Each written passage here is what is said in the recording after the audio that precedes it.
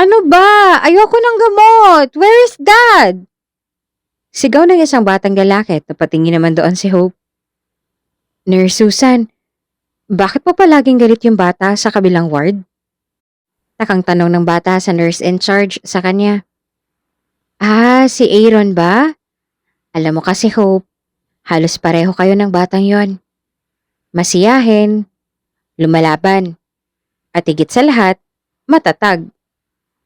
Gaya mo, ang dad ni Aaron, hindi rin sumusuko sa kanya, parang mama mo. Lahat gagawin niya para dugtungan ang buhay ng kanyang anak. Hayaan mo na lang yung si Aaron, ganyan talaga yan pag wala ang daddy niya. Paliwanag ng nurse at napatango na lamang ang bata. Pag alis ng kanilang nurse ay nalipitan ni Hope ang batang si Aaron. Hi sa'yo, matagal ka na ba dito? Wika ni Hope sa batang lalaki na mula sa kabilang higaan. Natigilan naman ang bata at napatingin kay Hope na ngayon ay matamis na nakangiti. Nung una hindi nagsasalita ang bata, ngunit kalaunan ay sinagot din ito ang tanong ng bata. Oo matagal na ako dito sa hospital, siguro 1 taon na din. Malungkot na wika ng batang lalaki na tila ba malalim ang pinagdadaanan nito at doon ay ngumiti naman si Hope. Ako nga pala si Hope, ikaw anong pangalan mo? Tanong ng batang babae at nagpakilala pa. Pake ko ba kung sino ka? Umalis ka nga dito. Masungit na wika ng bata at doon ay natahimik naman si Hope. Gusto ko lang naman makipagkaibigan. Matamlay na tura ng batang babae. Ayoko ng kaibigan, umalis ka na lang. Pagsusungit pa ng batang lalaki at napabuntong hininga na lang si Hope. Hinayaan niya na lang ang batang lalaki at bumalik na sa kanyang kama. Ngunit simula ng araw na yon ay nagtutungo na si Hope sa kama ng batang lalaki at nagiiwan ng mga pagkain o prutas na dala sa kanya ng mga magulang niya. Noong umpisa ay masungit at hindi kumikibo ang batang lalaki. Ngunit kalaunan ay naging kaibigan din ito ni Hope. Ano nga palang pangalan mo? Tanong ng batang babae at doon ay tumingin sa kanyang bata. Ako si Aaron.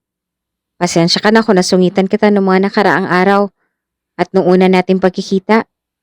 Pakilala ng batang si Aaron at bahagya pa itong humiti.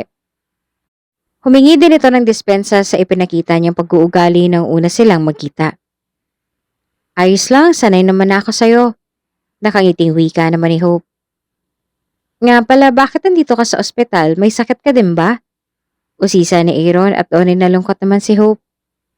Ah, oo Ang totoo kasi niyan malala na ang sakit ko. Tingnan mo, wala na akong buhok. Pero laging sinasabi ni Mama na gagaling daw ako. Pero para bang gusto ko nang sumuko kasi naaawa ako sa mama ko. Malungkot ang pagkukwento ni Hope at naluluha pa ito. Ha? Bakit naman? Ang ganda pa naman ng pangalan mo. Ano pang sakit mo? Tura ni Aaron sabay abot ng isang panyo. Leukemia. Di ba walang gamot doon? Ikaw ba? Wika ni Hope. Sabay pahid sa kanyang luha sa mata. Meron akong sakit sa puso. Hindi ako maoperahan kasi kailangan ng heart donor. Palaging ginagawa ni Dad ang lahat for me pero kadalasan na nakukuhang heart donor hindi compatible sa akin. Malungkot man at gusto ko na din sumuko pero gaya mo, naawa ako sa dad ko. Malungkot ang pagkukwento ng batang lalaki. Kapwa natahimik ang dalawang bata at tila nauunawaan nilang isa't isa dahil sa kanilang mga sakit. Hayaan mo, ang sabi ng mama ko, may awa daw ang Diyos. At kapag daw nagtiwala tayo sa Kanya ay matutupad ang ating dalangin. Yun nga lang, hindi lahat ng hiling natutupad. Kapag oras mo na, wala ka na magagawa pa. Kailangan na lang natanggapin ang lahat kaysa naman umasa sa bagay na hindi naman matutupad. Wika ni Hope at bumalik na ito sa kanyang kama. Naging malapit sa isa't isang dalawang bata at madalas na naaabutan ni Christine ang kanyang anak na nasa kabilang kama. Natutuwa naman ang babae dahil nagkaroon ng kaibigan ng kanyang anak. Naging madalas ang pag-uusap ng dalawang bata at palagi nilang pinapalakas ang loob ng isa't isa. Ngunit gaya nga ng tura ni Hope, hindi lahat natutupad. Doc, si Hope po na himatay. Natatarantang wika ng batang si Aaron. Kaagad naman na kumilos sa mga doktor at nagtungo sa kama ni Hope. Doon ay nakita nilang walang malay na bata at kaagad na na-revive. Teka, anong nangyayari? Tanong ni Christine at kaagad na lumapit sa kanyang anak. Nakahinga naman ng maluwag ang mga doktor nang bumalik sa normal ang heartbeat ng bata. Mama, mahal po kita. Nakangiting wika ni Hope sa kanyang ina. Anak, mahal na mahal din kita. Lalaban ka, ha? Tayo. Tumatangis na tura ni Christine sa kanyang anak at hinalikan ng noon nito. Matamis naman nang umiti ang bata at nagturan. Mama, siya po si Aaron. Gusto ko kapag nawala ko, sa kanya mo ibibigay ang puso ko dahil alam kong aalagaan niya ang heart ko. Diba, Aaron? Wika ni Hope. At hirap na ito sa kanyang pagsasalita. Hope, sabi mo diba lalaban ka? Bakit parang nagpapaalam ka na? Umiiyak na tanong ng batang si Aaron at lumapit sa kaibigan. Nakikita ko ng liwanag. Para bang ang saya-saya doon. Aaron, gusto ko na gumaling ka. Kaya please, huwag kayong iiyak pag nawala ako. Habilin pa ni Hope at doon ay tumulo ang mga luha sa kanyang mga mata. Anak, huwag ka naman ganyan. Hindi ba nga babawi pa si mama sa'yo? Mamamasyal pa tayo. Please, nak. Tila ba nagmamakaawang wika ni Christine at doon ay ngumiti naman si Hope. Paalam, mama. Paalam, Aaron. Huling wika ng bata. At doon ay bumagsak na ang kamay nito. Hope! Sigaw ni Christine at napayakap na lamang sa kanyang anak. At doon ay nagsidatingan ng mga doktor. Inasikaso nilang katawan ng bata at na-revive. Time of death, 11 a.m. Kung bago ka pa lang sa channel na ito, Ate Jane TV, huwag kalimutang pindutin ang notification bell and subscribe button. Sana po hindi naman malaking abala sa inyo ang pagpindot ng subscribe button dahil ang kapalit po nito ay ang pagsuporta para makapag-produce ng mga libreng stories sa mga channels ni Ate Jane. Maraming salamat!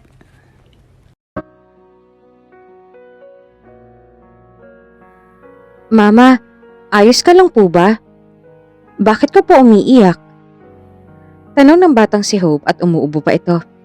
Napayakap na lamang ang ina nitong si Christine sa kanya tsaka nagturan. Wala ito. Ayos lang ako anak. Medyo may pinagtalunan lang kami ng papa mo pero okay lang mama. Wika ng babae sa kanyang anak. Ganun po ba? Sure ka po ba mama? Kapag may problema ka po magsabi ka lang po. Alam ko po na masyado pa po akong bata pero mama, gusto ko po mapagaan ng inyong loob. Matamis na wika ng batang si Hope sa kanyang ina, sabay halik sa pisngi nito. Naluha naman ng babae dahil sa ginawang iyon ng kanyang anak. Sa totoo lamang ay nag-away na naman sila ng kanyang asawa dahil nahuli niya ito na may kinakalantaring ibang babae. At sa inis at saka sa galit ay nasaktan ni Christine ang babae ng kanyang asawa kung kaya't iyon na naman ang pinagmulan nila ng away. Oo naman anak. Ayos na ayos lang mama. Huwag mo akong alalahanin anak. O siya, halika, kumain na lang tayo. Wika ni Christine sa kanya anak sabay ngiti. Si Christine ay isang babaeng may simple lamang na pamumuhay. May anak ito na isa lamang at ito ay ang batang si Hope. May live-in partner si Christine ngunit buhat ng magkaroon ng sakit ang kanilang anak ay palagi na lamang itong nagiinom at minsan pa ay nahuli niya itong nambababae. Ngunit para sa kanilang anak ay pinatawad ni Christine ang kanyang asawa at tiniis ang lahat ng sakit na kanyang nararamdaman. Isang mabuting ina si Christine at lahat ay kaya nitong gawin para lamang sa nag-iisa niyang anak kahit na siya pang mahirapan. Sige po mama. Nga pala, nasan po si Papa? Mukhang lasing na naman po siya kagabi. Nag-away na naman po ba kayo? Tanong ng bata sa kanya. Umalis ang papa mo, may pasok daw sila ngayon sa trabaho. Pagsisinungaling ni Christine sa kanyang anak. Ganun po ba? Sige po, kain na po tayo, baka lumamig ng kanin. Wika ni Hope at napangiti naman ang ina nito. Si Hope, kahit na ilang taon pa lamang ito, ay bata pa, ay mature dito kung magsalita. Palagi nitong kinakamusta ang kanyang ina kung ayos lamang ito at bukod pa doon ay palagi nitong inaalala ang kanyang mga magulang. Magalang na bata din si Hope at maasahan ng kanyang pamilya. Habang nag-aasikaso ng kanilang makakain, ay bigla na lamang dumating ang asawa ni Christine at may kasama pa itong babae. Oh anak, kumakain na pala kayo. Heto, may dala akong ulam, dapat hinintay niyo na ako. Wika pa ni Kyle, ang asawa ni Christine.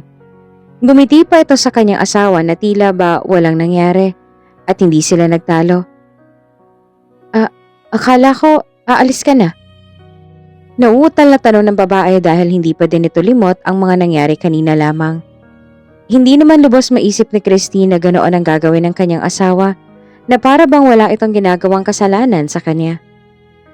Aalis? Bakit naman ako aalis?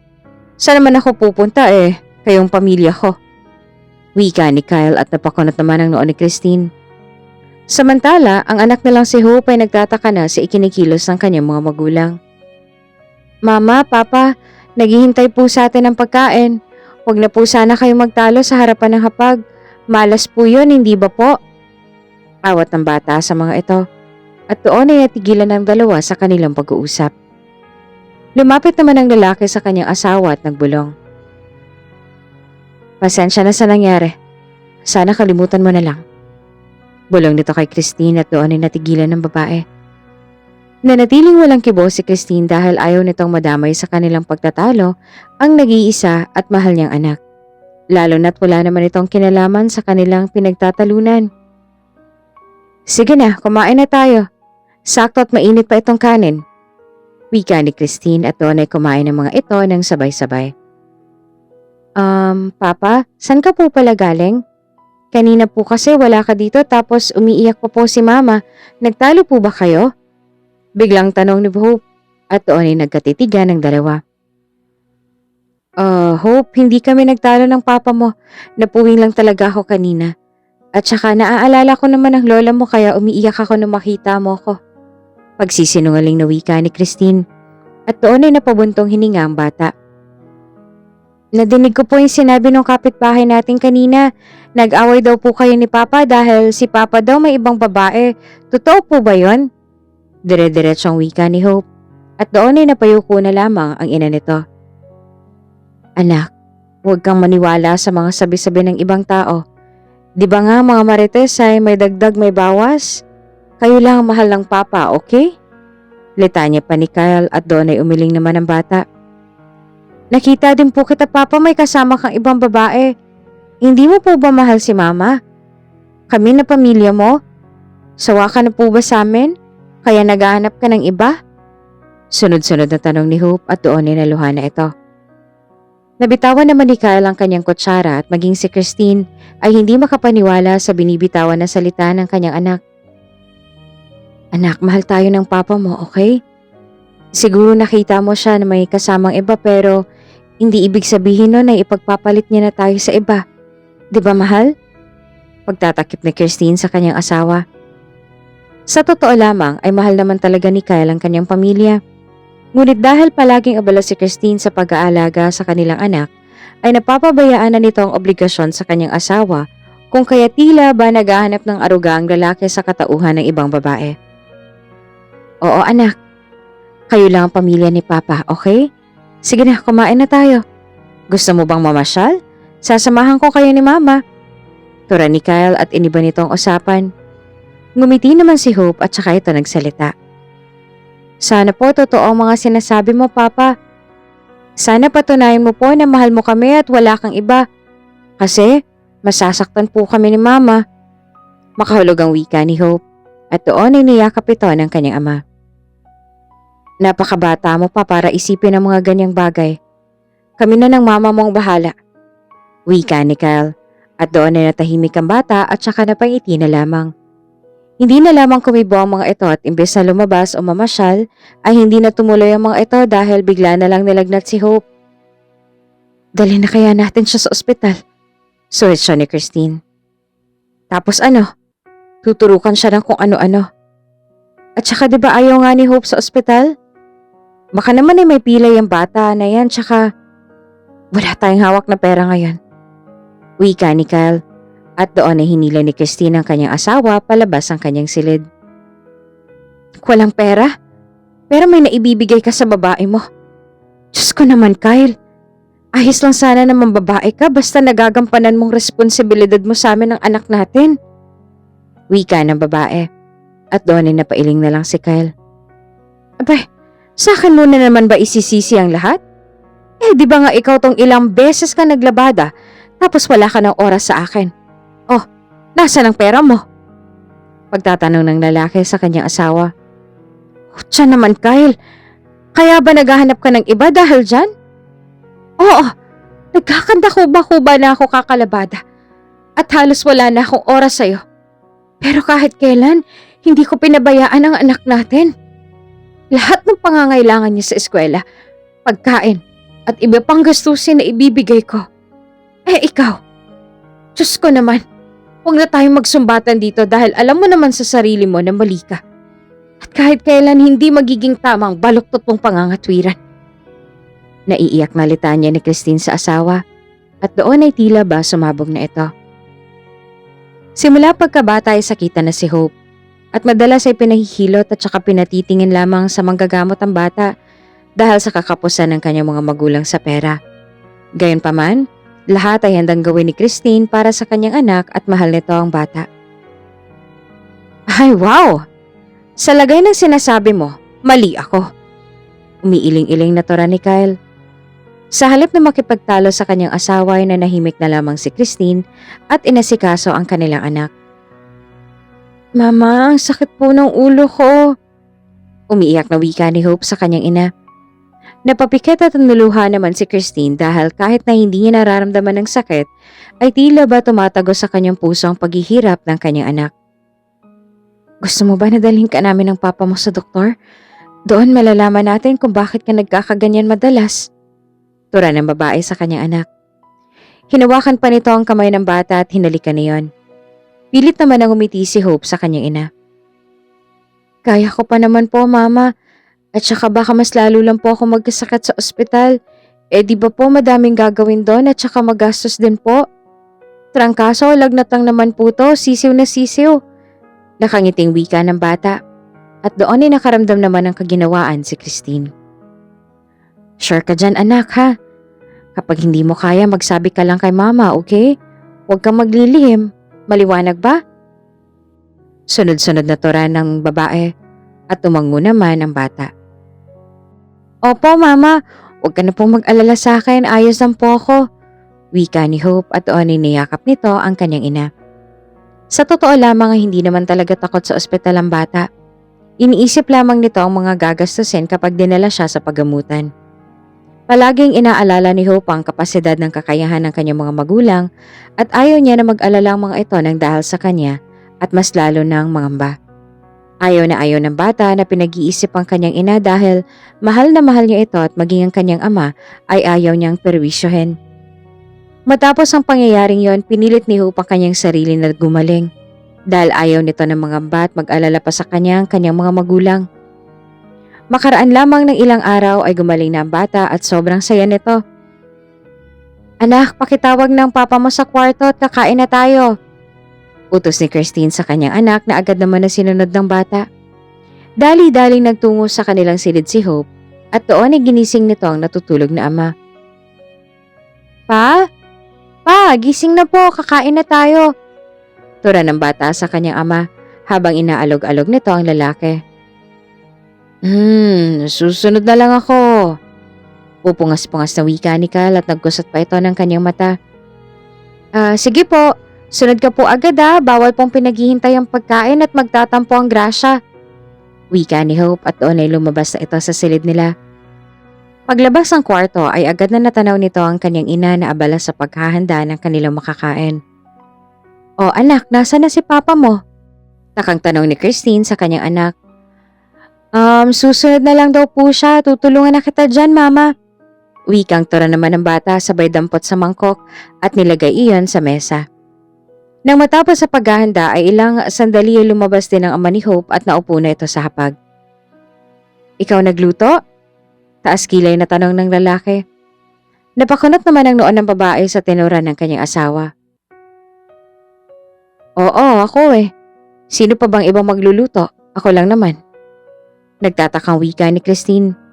Napabuntong hininga naman si Kyle at saka nagturan. Di ba nitong mga nakaraang araw palagi kang bumibili na lang ng lutong pagkain kaya nagulat ako na may nagluto.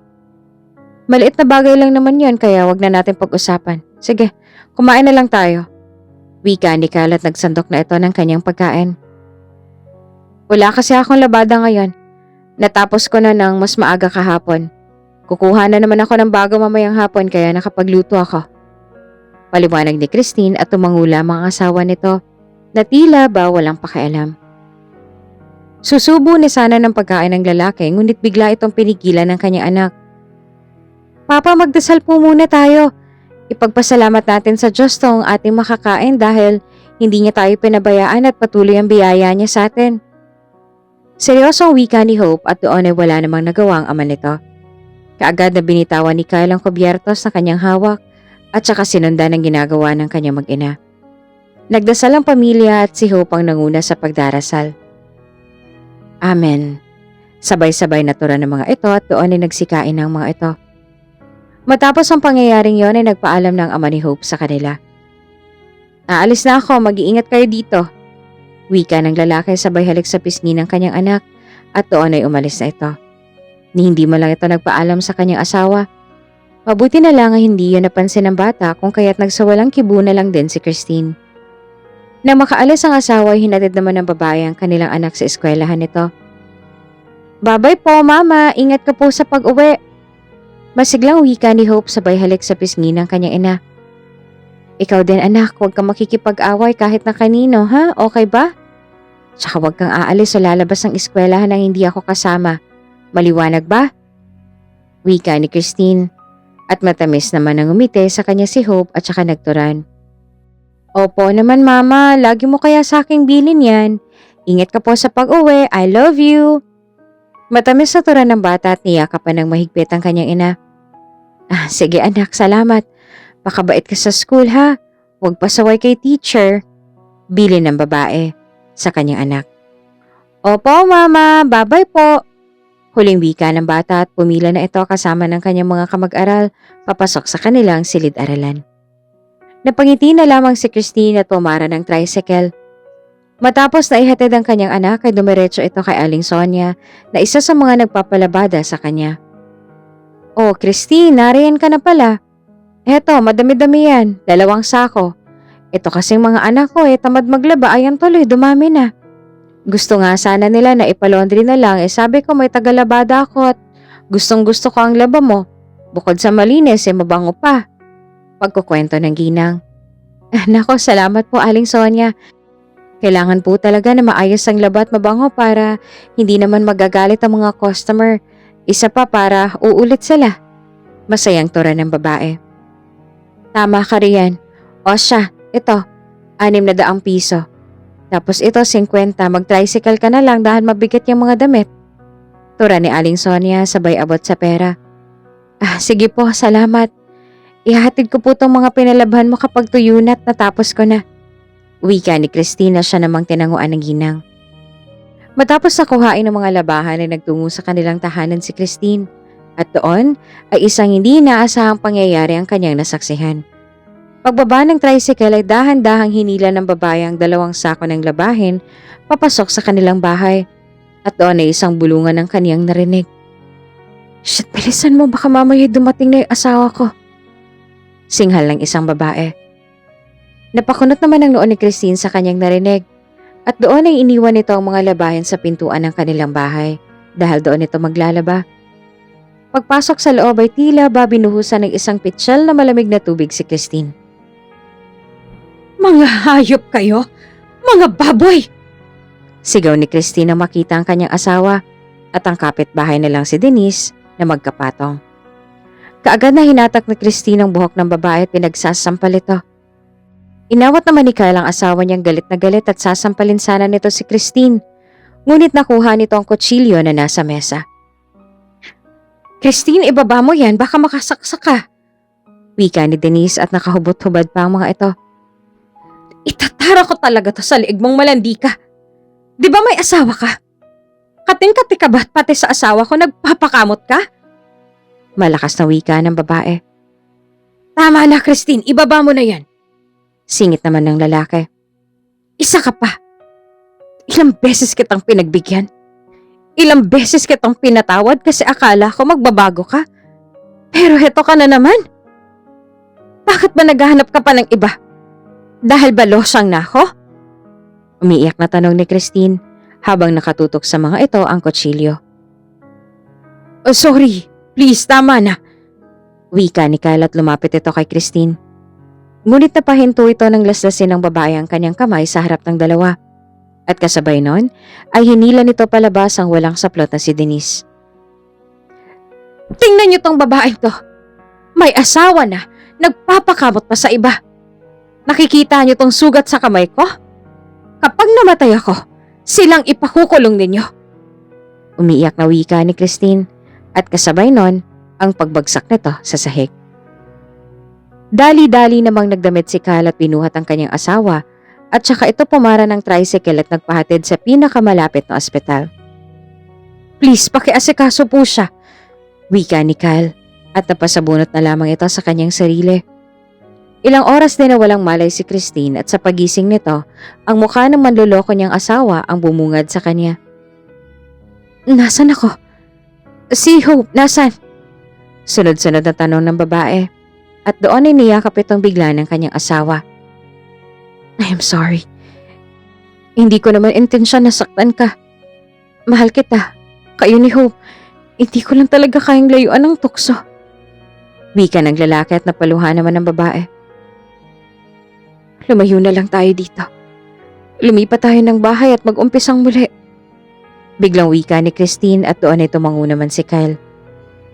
Nang makalabas sa ospital ay nagtulungan ng mag-asawa sa paglalaban ng mga labada at nang matapos nila ang lahat ay doon na umalis sa lugar na yon sila Hope. Lumipat ang mga ito ng bagong bahay. Ma, bakit po kailangan tayong lumipat ng bagong bahay? Di pati po eskwelahan ay lilipat din ako. Nagtatakang tanong ni Hope at nagkatitigan ng mag-asawa. Ang papa mo kasi anak nakalipat ng trabaho malapit dito sa bago nating bahay. Kaya napag-usapan namin na kesa malayo tayo sa kanya, ililipat na din tayo ng bahay. Pagsisinungaling pa ni Christine. Talaga po? Narinig ko po sa kapitbahay natin kaya daw po tayo lilipat dahil si Ate Denise at Papa ay may relasyon. Ipinahiya mo pa nga daw po sa harap ng marami silang dalawa. Tuloy-tuloy na turan ng bata at kapwa na tahimik ang mag-asawa. Anak, sa amin ka lang maniniwala ng Papa mo ha? Isa din yan sa mga dahilan namin ni Papa mo. Pansin mo naman 'di ba na palagi tayong sinisiraan ng mga kapitbahay? Toxic na masyado doon kaya mas maigi na lumayo tayo sa ganoong lugar. Dagdag pa na paliwanag ni Christine. Sa bagay, mas mainam nga po yun. Pagsang-ayon ni Hope. At doon ay nagtulungan ng pamilya na ayusin ang kanilang bagong tahanan. Kahit na sinaktan na ang puso ni Christine ng kanyang asawa, mas pinili pa din niyang patawarin ito at bigyan pa ng pagkakataon upang magbago. Nais kasi ng babae na mapanatili na buo ang kanilang pamilya dahil danas niya kung gaano kahirap ang buhay na watak at sira ang pamilya. Ayaw ni Christine na maranasan ng kanyang anak ang lahat ng paghihirap at sakit na naranasan niya noon dahil naghiwalay ang kanyang mga magulang. Habang nagliligpit ay lumabas saglit si Hope upang bumili sa tindahan at doon ay nag-usap ang mag-asawa.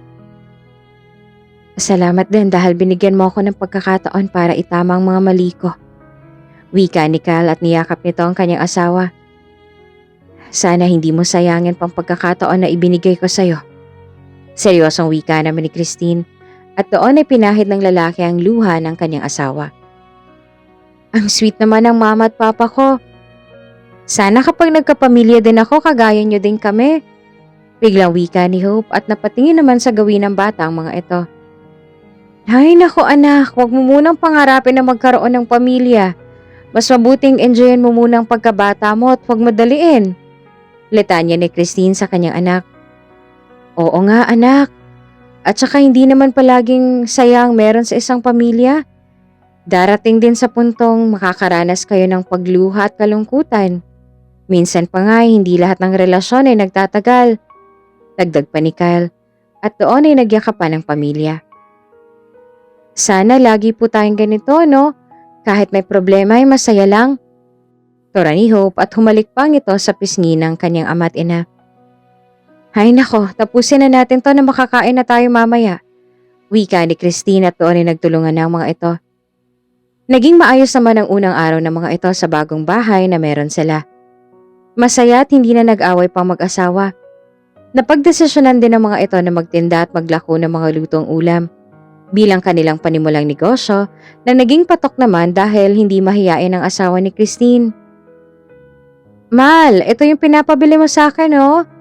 Turan ni Kyle sabay abot ng pinapabiling mga karne ng kanyang asawa. Nako, mga sariwa pa ito ah. Baka naman malugi tayo nito. Turan ni Christine at ngumiti naman ang lalaki. Hindi yan mangyayari, Mal. Dahil mura lang ang benta sa akin ng tendera at saka meron pala akong good news sa'yo. Masayang turan ni Kyle at nakuha naman itong atensyon ng dalaga. Talaga? Pero teka, ano yung good news mo? Seryosong tanong ni Christine na titig ito sa kanyang asawa. Yung tinderang binilhan ko nitong mga karne, nag-offer sila sa akin na maging reseller. Kung baga, magtitinda ako ng mga paninda nilang karne at tutubuan ko na lang. 'Di ba maganda yon? Bukod sa lutong ulam, may mga hilaw na karne din ako na ibebenta. Nakangiting tura ng lalaki. Pwede naman, Mal. Ikaw ang bahala basta hindi maaapektuhan nun ang paninda natin. Walang ekspresyong sagot ni Christine at nagumpisa na ito sa paghihiwa at paggagayat ng mga karne at iba pang rekados kagaya ng bawang at sibuyas. Sure yan, Mal. At isa pa, lumalaki na din si Hope. Kailangan natin na magdoble kayod. Mal, kailan ba natin susundan ang anak natin nang magkaroon naman tayo ng anak na lalaki? Biglang tanong ni Kyle at niyakapan nito ang kanyang asawa na tila ba naglalambing. Alam mo naman hindi ba na hindi ako magkakaanak pa? Bakit ba inuulit mo pang bagay na yan? Magpapaalala ng babae. At doon ay natahimik naman si Kyle. Pasensya na, Mal. Baka naman pwede nating subukan. Pagpipilit ng lalaki at napabuntong hininga na lamang ang asawa nito. Kahit aman ako gusto ko din na sundan at bigyan ng kapatid si Hope. Pero ang sakit-sakit kasi sa tuwing mabubuntis ako Pagsapit ng 3 buwan ay nakukunan ako. Hindi ko na kaya pa na muling mabuntis at mawawala ulit. Paliwanag ni Christina at napatanguna lamang si Kyle. Sige, Mal, ayos na ako. Pasensya na akong pinilit kong isang bagay na kailanman na hindi na mangyayari. Namimiss ko lang kasing magbuhat ng bata at magpatawan ng sanggol. Matamlay na paliwanag ng lalaki. Natahimik na lang ang babae dahil kahit nagustuhin man niya na pagbigyan ng nais ng asawa, ngunit hindi naman sa kanila ipinagkakaloob ng Diyos ang bagay na iyon. Malay mo naman may dahilan ng Panginoon kaya hindi na tayo magkaanak. O di kaya naman hindi pa ito ang oras. Kahit na ako umaasa na balang araw mabubuntis ako muli. Pero sa ngayon, itutuon ko na munang natin ang ating pansin sa nag-iisa natin na anak na si Hope. Paliwanag ni Christine. Sa bagay, malay mo tama ka nga. Ay, tama na nga at asikasuhin na natin tong mga paninda natin dahil madaming naghihintay na customer sa masarap na luto ng maganda kong asawa. Matamis sa wika ni Kyle sabay halik sa pisngi ng kanyang asawa. Teka, anong oras na ba? Tila ba nag-aalalang tanong ng babae? 12:00. Maikling tugon ng asawa nito. Hala, si Hope, sunduin mo na, anong oras na? Natatarantang wika ni Christine at dali-dali naman na kumilos ang asawa nito. Sa awa ng Diyos ay nanatili lamang sa kanilang eskwelahan ng bata. Papa, bakit ngayon ka lang po? Nagsiuwian ng mga kaklase ko, wala ka pa din po. Nagtatakang tanong ni Hope at kinarga naman ito ng kanyang ama. Kasi naman anak, naglambingan pa kami ng mama mo at saka namalengke din ako. May gusto ka bang kainin? Paliwanag at tanong ng lalaki sa kanyang anak. Wala naman po. Nga po pala Papa, di ba Valentine's Day ngayon? Nakabili ka na po ba ng bulaklak para kay mama? Biglang tanong ni Hope at doon ay napapikit na lamang si Kyle. Nakalimutan ko, buti na lang pinaalala mo sa akin. Wika ng lalaki at natawa naman sa kanya ang bata. Si Papa kay bata-bata pa lang malilimutin na. Pero ayos lang, may alam akong bilihan ng murang mga bulaklak, daan po tayo doon. Nakangiting wika ng bibong si Hope. Kaagad na isinakay ni Kyle ang anak niya sa harapan ng kanyang bisikleta at doon ay nagtungong mag-ama sa tinutukoy ng bata. Anak, paano mo naman nalaman ang lugar na to? Nagtatakang tanong ni Kyle sa kanyang anak nang makarating ang mga ito sa mismong lugar. Simple lang po, nagtanong ako. Magalang na tago ng bata at napakunot naman ang noo ng lalaki. Nagtanong, kanino? Nagtatakang tanong nito at doon ay matamis na ngumiti si Hope. Iyon po kasing kaklase ko. Ang dami niyang dalang bulaklak. Binibenta niya ng mura na-curious po ako bakit ang mura. Tapos tinuro niya sa akin tong tendahan na to ng mga bulaklak na pagmamay-ari ng mga magulang niya. Mahabang paliwanag ng bata at napangiti naman si Kyle sa kabibuhan ng kanyang mahal na anak. Matapos na mag-usap ang mag-amay, bumili na nga si Kyle ng bulaklak para sa kanyang asawa. Pag-uwi ay nakangiting sumalubong sa kanyang mag-ama si Christine. Bakit ang tagal niyo ata? Bungad na tanong ng babae sa kanyang asawa. Kasi mama bumili pa kami ng bulaklak, di ba po papa? Magalang na sagot ni Hope sa kanyang ina.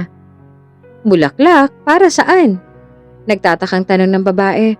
At doon ay inilabas ni Kyle ang isang bugkos ng iba't ibang uri ng bulaklak na kanilang napili kanina ng kanyang anak na Bibo.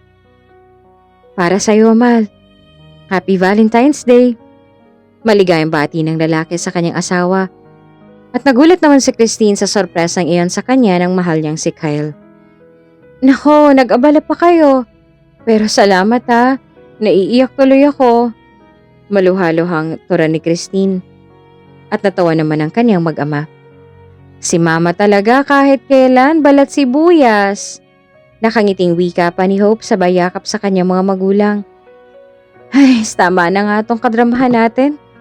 Kumain na tayo at maglalako pa ako nitong mga ulam na paninda. Biglang wika ni Kyle at doon ay nag-asikaso ng mga ito.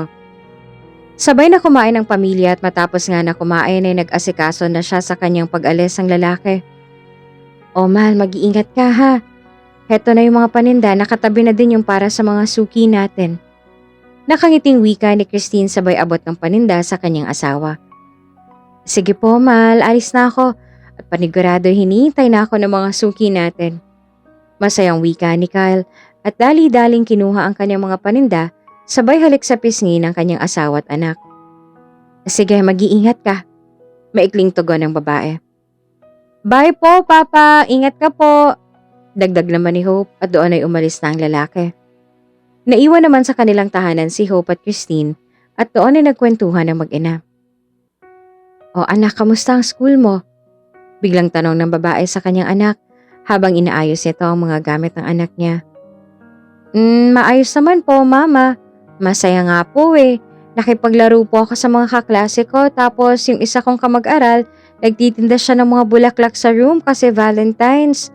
Doon namin sa shop ng parents niya binili yung bulaklak na binigay namin sa'yo ni Papa. Mahabang kwento ng bata sa kanyang ina.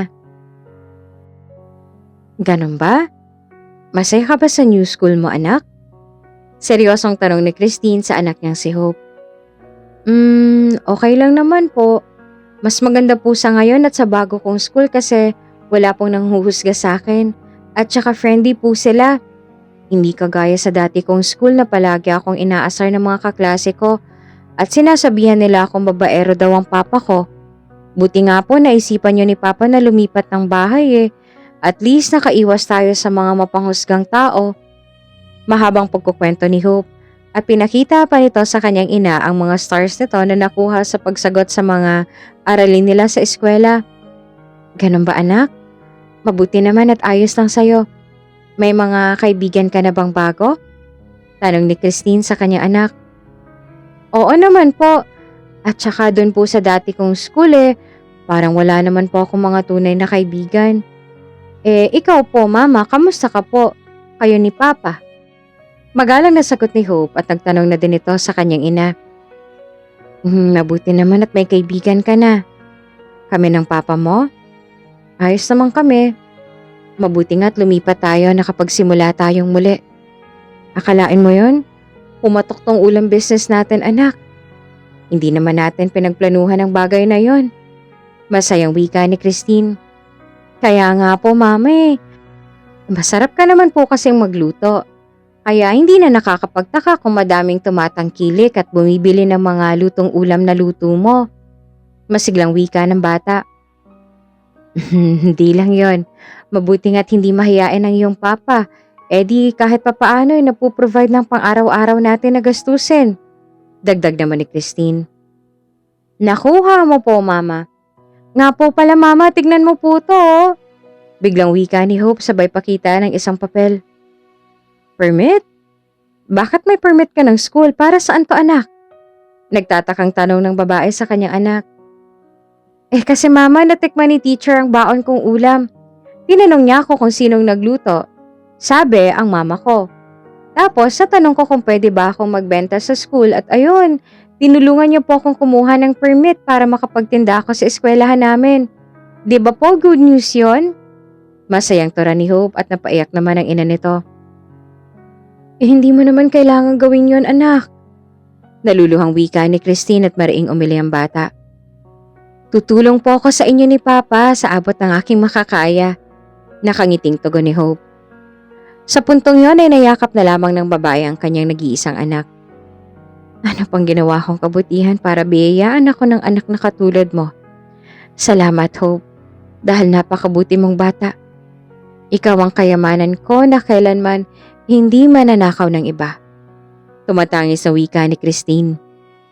Sa mga oras na yon ay naging emosyonal ang mag-ina. Samantala, sa kabilang banda, may ngiti sa labing nagtitinda ang ama ni Hope na si Kyle. Lutong ulam, bili na po kayo! Malakas ang sigaw ng lalaki habang nagpepedal ng kanyang lumang bisikleta. Uy, si Suki, nandito na! Biglang wika ng matandang babae at nagsilapitan naman ang iba pang mga tao kay Kyle. Nako, bili na po kayo, bagong luto lamang ito ni Mrs. Nakangiting wika ng lalaki at bigla namang sumingit ang balingkinitang babae na palaging bumibili kay Kyle. Ay, may asawa ka na pala? Bet pa naman sana kita. Biglang tura ng babae. Hoy, Agatha, tantanan mo nga itong si Suki, abay may pamilya na yan. Kaklase ng anak ko ang anak niyan. Kaya wag ka nang umepal at baka makasira ka lang ng pamilya. Una ni Diling sa maharot na dalaga. Ay sus, kasal na ba sila? Mukhang hindi pa naman. Pwede ka pang agawin, di ba Pogi? Pangangatwiran ng babae at napailing na lamang si Kyle. Pasensya na homies. Mahal ko ang asawa ko at ang anak namin. Pakiusap kung tutuksohin mo ako ay lumayo ka na lang. Pambabara ng lalaki sa babae na ang pangalan ay Agatha. Ito naman, hindi mabiro. Eme ko lang yon. Masyado ka namang seryoso. O siya, pabili na ako at nagugutom ako. Mamaya ikaw pa kainin ko. Rawr! Nakangising wika ng babae at natawa naman ng bahagya si Kyle. Diyos ko, ang kulit miss. Eto ng ulam mo at baka magagat ka na lang bigla dyan dahil sa gutom. Wika ng lalaki at napailing na lamang.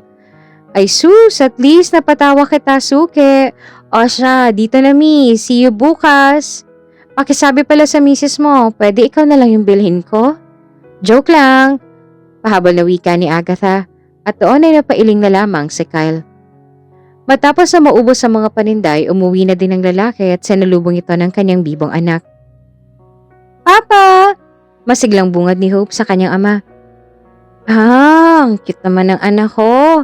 Nasaan ang mama mong maganda? Tura ni Kyle sabay halik sa pisngi ng kanyang anak. Nasa loob po si mama, nagkukwenta ng mga pera. Sabi ko, tulungan ko na siya. Sabi sa akin, maglaro na lang daw po ko. Bibong kwento ni Hope at napangiti naman ang ama nito. Sabay pumasok sa kanilang munting tahanan ng dalawa. Kay sipag naman ang maganda kong misis. Nakangiting bungad ni Kyle sa kanyang asawa sabay yakap sa likuran nito. Siyempre naman, kailangan natin magsipag para sa ikagaganda ng buhay natin. Mahinang sagot ng babae. At doon ay sumingit naman sa usapan ng mag-asawa ang kanilang anak. Mama, kailan niyo po ba ako bibigyan ng kapatid? Gusto ko po ng baby brother. Nakangiting wika ni Hope. Oh, paano ba yan, mahal? Naghahanap na ng kapatid itong anak natin. Nakangising wika ni Kyle at napakapot naman sa kanyang ulo si Christine. Ewan ko sa inyo, alam niyo naman na malabong mangyari yung naiisip niyo. Wika ng babae at natahimik naman ang mag-ama nito. Pero may chance pa naman, 'di ba? Dagdag pa ng asawa nito at doon ay sumingit pa ang kanilang anak. Kaya nga po, Mama. Wala naman pong imposible basta't magtiwala lang po tayo sa Diyos. Seryosong wika ng bata at napatango na lamang ang ina nito. Tama na muna yung ganyang usapan. Kung kalooban talaga tayo ng Diyos na magkaroon ng bagong miyembro ng pamilya, ay ibibigay niya yon. Makahulog ang turan ni Christine at nagkatinginan na lamang ang mag-ama. Naging maayos ang pamumuhay ng pamilya sa bago nilang tinitirhan, ngunit ang kanilang tahimik at payapang pamumuhay ay tila ba sinusubok ng tadhana. Mama, nilalamig po ako. Nangangatog na wika ni Hope habang yakap-yakap ang kanyang sarili.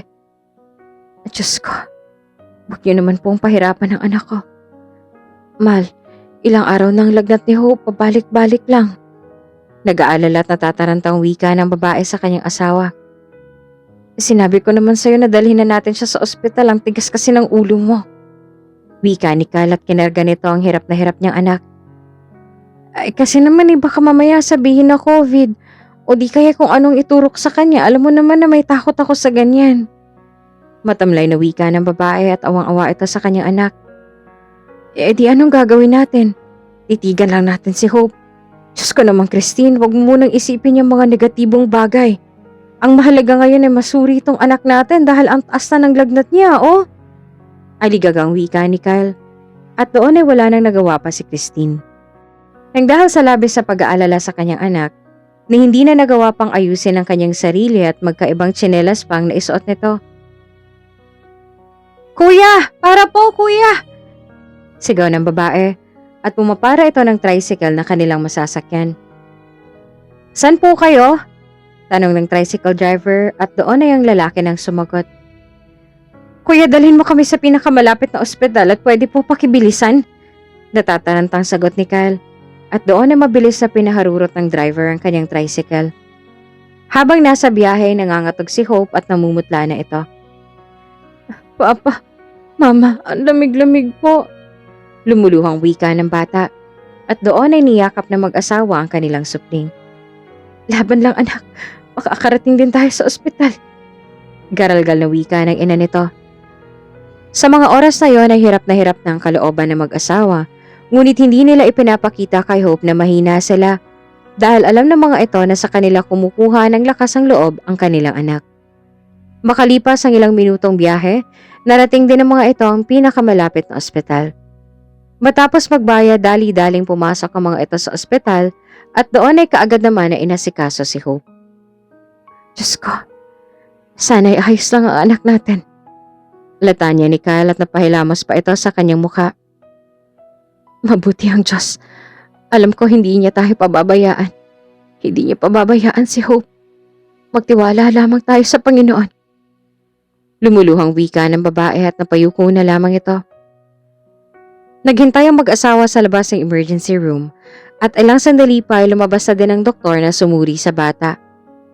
Dok, kamusta pong anak namin? Nag-aalalang tanong ni Kyle. Huwag po kayong magugulat, Mr. and Mrs. Ang anak niyo po ay may juvenile myelomonocytic leukemia. Diretsang wika ng doktor sa mag-asawa. Leukemia? Paano nagkaroon ng ganong sakit ang anak namin, Dok? Nagtatakang tanong ni Christine at doon ay nagpaliwanag naman ng doktor. Juvenile myelomonocytic leukemia o mas kilala sa JMML is a rare cancer of the blood cells that affects young children. It happens when the white blood cells na tinatawag na monocytes and myelocytes ay hindi nagmamature normally. It can happen spontaneously by chance or can be associated with other genetic disorders in some children. Ang leukemia ay isang cancer sa dugo na nakakaapekto sa bone marrow at mga selula ng dugo. Paliwanag ng doktor at doon ay tila ba kumirot ang puso ng mga ito. Paano yun nangyari? Todo ingat kami sa anak namin. Napaka-imposible naman nun. Hindi makapaniwalang tugon ni Christine habang patuloy na umaagos ang luha sa kanyang mga mata.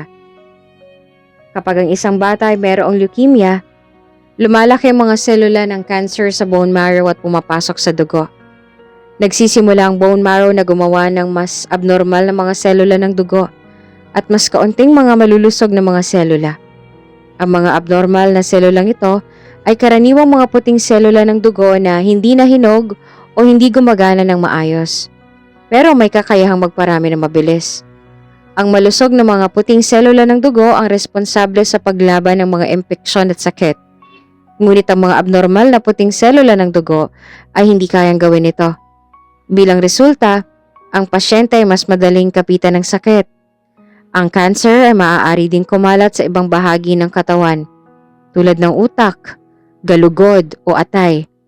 Dagdag pa ng doktor at napahilamos na lamang sa kanyang mukha ang ama ni Hope. Pero pwede naman pong gumaling ang anak namin, di ba? May treatment naman, di ba? Tanong ng lalaki, titig na titig sa doktor. Yes, may treatment. And it's called chemotherapy. The use of drugs to kill cancer cells. It may be given to control JMML at first, but the most effective treatment is stem cell or bone marrow transplant. To do this, doctors will give a high-dose chemotherapy to destroy cancer cells and normal bone marrow and immune system cells. But this is not 100%, ha? Nakadepende pa din iyon sa paglaban ng iyong anak sa kanyang sakit. Paliwanag ng doktor. At doon ay nanahimik naman ang mga ito. Matapos na malinawan patungkol sa sakit ng kanilang anak, ay nagtungo na sa mini chapel ang mag-asawa at doon ay nagdasal. Diyos ko, huwag mo po namang kuhanin sa amin ang aking anak. Alam ko po na hindi ako perpekto pero sana ako na lang po. Huwag na po si Hope. Wala po siyang ginawang mali para maranasan ang lahat ng ito. Lumuluhang wika ni Kyle habang nakapikit ang kanyang mga mata. Diyos sa masalangit.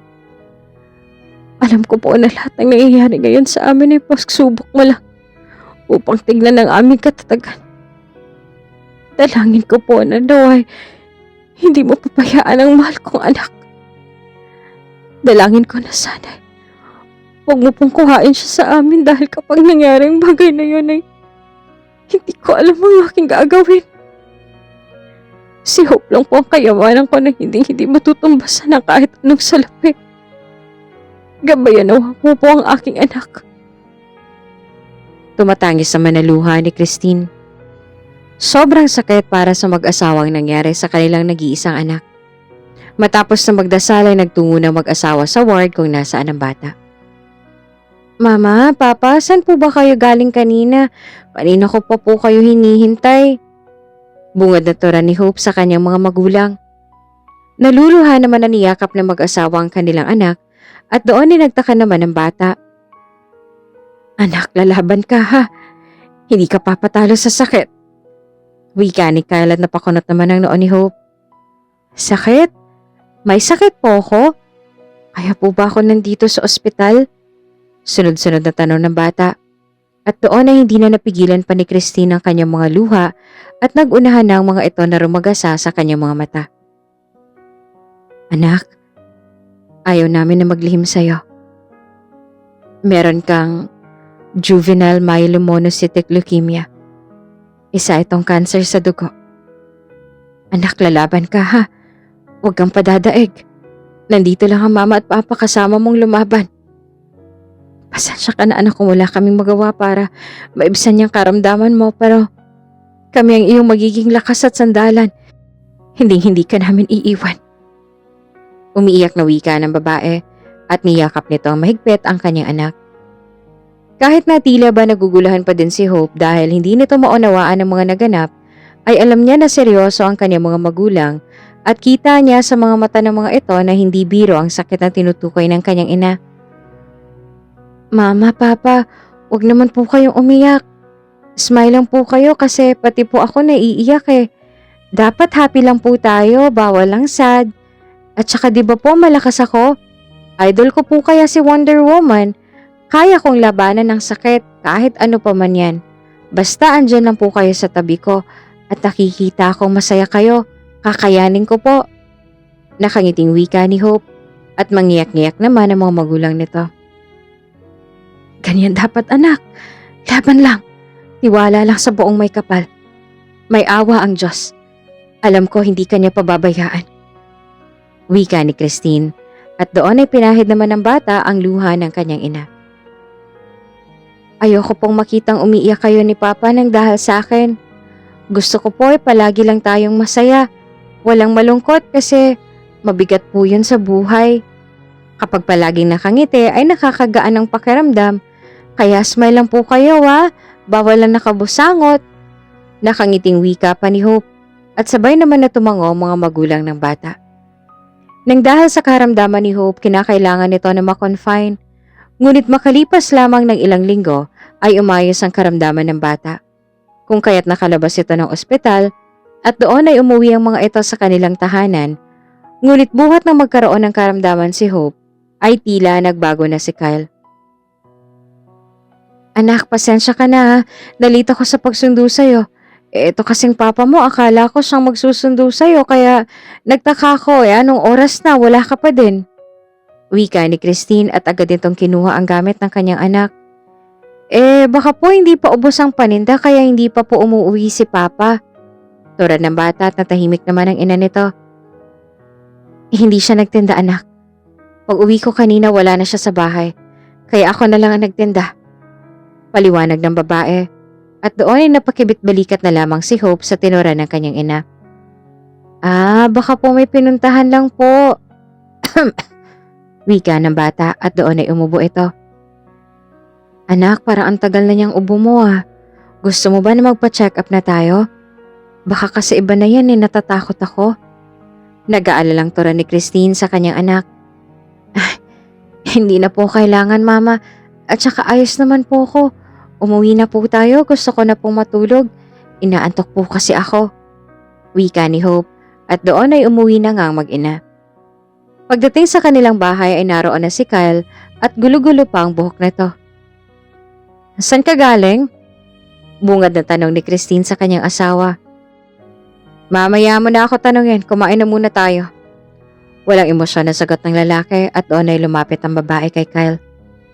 Paglapit pa lamang ni Christine ay naaamoy na nito ang pabango ng isang babae at nakita niya pa ang kiss mark sa leeg ng kanyang asawa. Kyle, saan ka ba talaga galing? Amoy pabango ka ng babae At ano to? Kiss mark? Nagbababae ka ba? Diretsang tanong nito at doon ay bigla na lang nagalit ang lalaki. Sabi ko na mamaya mo na lang akong kausapin. Bakit ba ang kulit mong babae ka? Galit na sigaw ni Kyle at doon ay sinampal nito ang kanyang asawa. Hindi naman iyon inaasahan ni Christine, lalo na ng kanilang anak na si Hope. Mama! Papa, bakit mo ginawa yun? Tarantang wika ni Hope at tumakbo ito palapit sa kanyang ina. Sinasabihan ko na wag munang magtanong, nagugutom pa yung tao ganito pa. Galit na wika ng lalaki. Gutom? Bakit? Saan ka ba galing? Wala ka nga dito pagising ko. Ano? Nagutom ka sa pangbababae mo? Lumuluhang wika ni Christine at nagsagutan pa ang mga ito. Mama, Papa, tama na po. Umiiyak na tura ni Hope at inawat nito ang nag-aaway niya mga magulang. Ngunit tila bahangin lamang siya sa mga ito. Habang nagtatalo ang mag-asawa ay unti-unting nanlabo ang mga mata ng bata at ilang sandali pa ay bigla na lamang itong tumumba. Hope! Sigaw ng babae na makita nito ang pagbagsak ng kanyang anak. Nanlaki pa ang mga mata ni Christine at aligaga naman na binuhat ni Kyle ang kanyang anak. Dalian mo! Tumawag ka ng tricycle! Natatarantang tura ng lalaki habang buhat-buhat ang kanyang anak. Kaagad naman na lumabas si Christine at nagtawag ito ng tricycle. Na makatawag ng masasakyan ay agad na sumakay ang mga ito at doon ay sinugod na sa ospital ang bata. Ipinasok sa emergency room si Hope at doon ay sinuri ito ng doktor. As of now, ang masasabi ko lang ay prepare yourself sa mga maaaring mangyari. Direktang tura ng doktor sa mag-asawa na makalabas ito sa ER. Po? Bakit naman po? Ano po bang meron sa anak namin? Naluluhang tanong ni Christine at doon ay malalim na napabuntong hininga ang doktor. Yung leukemia ng bata ay hindi pa talaga tuluyan na wala. I don't know what happened, Malalapan natin yan kapag lumabas ang result ng pagsusuri sa kanya. As of now, ang masasabi at maipapayo ko lang sa inyo ay ihanda ang mga sarili ninyo dahil malala ng sakit ng pasyente. It is stage 4 now. Ang magagawa lang natin sa ngayon ay manalangin at samahan siya sa laban niyang ito. Paliwanag ng doktor at doon ay napaupo na lang ang ina ni Hope dahil sa kanyang narinig. Para bang pinunit ang kanyang puso dahil sa kanyang mga narinig. Pag-alis ng doktor ay lumuluhang tumingin si Christine sa kanyang asawa. Kaya ba nabababae ka dahil ganito ang nangyayari? Wala kang iniisip kundi ang sarili mo. Umiiyak na sigaw ng babae. Sinampal pa nito ang kanyang asawa. Hindi lang ikaw ang nahihirapan dito, Christine. Alam mo ba, nagabi-gabi sa tuwing iniisip kong nangyayari kay Hope, pakiramdam ko isa akong inutil. Palagi kong iniisip, paano na lang kapag nawala siya? Wala na din akong anak dahil kahit kailan, hindi ka na magkakaanak. Sagot naman ng asawa nito at napailing na lamang ang babae. Iniisip mo agad na mawawala si Hope? Kaya ka ba nagkakama ng ibang babae? Kung hirap ka sa sitwasyon natin, pues, mas mahirap sa akin. Dahil ako, araw-araw iniisip ko palagi na kailanman, hindi na ako magkakaanak. Tapos ikaw, buhay pa naman ang anak natin, iniisip mo na mawawala siya? Anong klaseng ama ka? Tumatangis na wika ni Christine sa kanyang asawa at doon ay niyakap ito ng kanyang asawa. Pasensya na sa mga nagawa ko. Hindi ko kasi alam ang gagawin ko kapag nawala si Hope.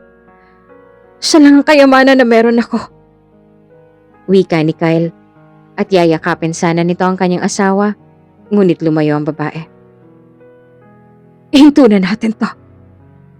Bahala ka na sa buhay mo. Ang mahalaga ngayon ay magpakaama ka sa anak natin.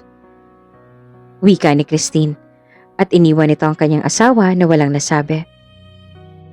Natulala pa ang lalaki sa sinambit sa kanya ng babae. Hindi ito makapaniwala na sasabihin ng kanyang asawa ang bagay na iyon. Matapos ang pangyayaring iyon, itinoon na lamang ni Christine ang kanyang sarili sa anak niyang may sakit. Nagtatrabaho ito at nag-aalaga sa kanyang anak. Iisang bahay pa din sila naninirahan ng kanyang asawa. Ngunit mas pinili na lamang ng babae na ayusin ang kanyang sarili at ituon ang kanyang atensyon sa kanyang mahal na anak. Dahil nga lumalala na ang sakit ng batang si Hope, ay na-admit ito sa ospital at naging tahanan na nito ang lugar na iyon. Mama, bakit di po kayo ni Papa sabay na pumupunta dito? Takang tanong ng bata sa kanyang ina at natahimik naman ang babae.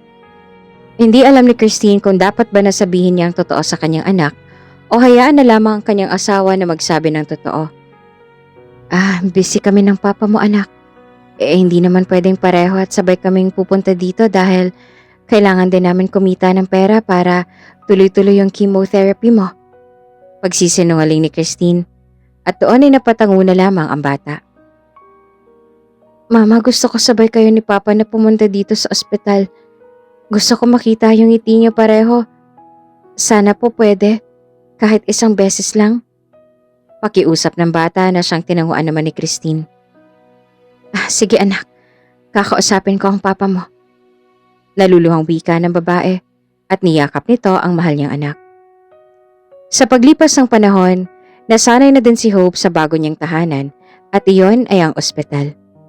Natupad naman ang hiniling nito na makita ang kanyang mga magulang na dumalaw sa kanya. Ano ba? Ayoko nga ng gamot. Where's Dad? Sigaw ng isang batang lalaki at napatingin naman doon si Hope. Nurse Susan, bakit po palaging galit yung bata sa kabilang ward? Takang tanong ng bata na nurse in charge sa kanya. Si Aaron ba? Alam mo kasi Hope, halos pareho kayo ng batang yon noon. Masiyahin, lumalaban at higit sa lahat matatag. Gaya mo, ang dad ni Aaron hindi sumusuko sa kanya. Parang mama mo lang. Lahat gagawin niya para dugtungan ang buhay ng kanyang anak. Hayaan mo na lang si Aaron, ganyan talaga yan pag wala ang daddy niya. Paliwanag ng nurse at napatango na lamang ang bata. Pag-alis ng kani-kanilang mga nurse ay nilapitan ni Hope ang batang si Aaron. Hi sa'yo! Matagal ka na ba dito? Wika ni Hope sa isang batang lalaki mula sa kabilang higaan. Natigilan naman ang bata at napatingin kay Hope na ngayon ay matamis na nakangiti. Noong una hindi nagsasalita ang bata, ngunit kalaunan ay sinagot din ito ang tanong ng bata. Oo matagal na ako dito sa ospital. Siguro 1 taon na din? Malungkot ang wika ng batang lalaki na tila ba malalim ang pinagdadaanan nito at doon ay ngumiti naman si Hope. Ako nga pala si Hope. Ikaw, anong pangalan mo? Tanong ng batang babae at nagpakilala pa.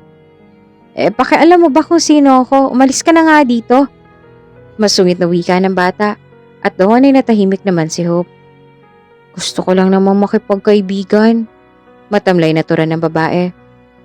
Ayoko ng kaibigan, umalis ka na lang. Pagsusungit pa ng batang lalaki at napabuntong hininga na lang si Hope. Hinayaan niya na lamang ang batang lalaki at bumalik sa kanyang kama. Ngunit simula ng araw na yon ay nagtungo na si Hope sa kama ng batang lalaki at nagiiwan ng mga pagkain o prutas na dala sa kanya ng mga magulang niya. Nang umpisa ay masungit at hindi kumikibo ang batang lalaki. Ngunit kalaunan ay naging kaibigan din ito ni Hope. Ano nga palang pangalan mo? Tanong ng batang babae at doon ay tumingin sa kanya ang bata. Ako si Aaron. Pasensya ka na kung nasungitan kita nung mga nakaraang araw at nung una nating pagkikita. Pakilala ng batang si Aaron at bahagya pa itong ngumiti. Humingi din ito ng dispensa sa ipinakita niyang pag-uugali nang una silang magkita.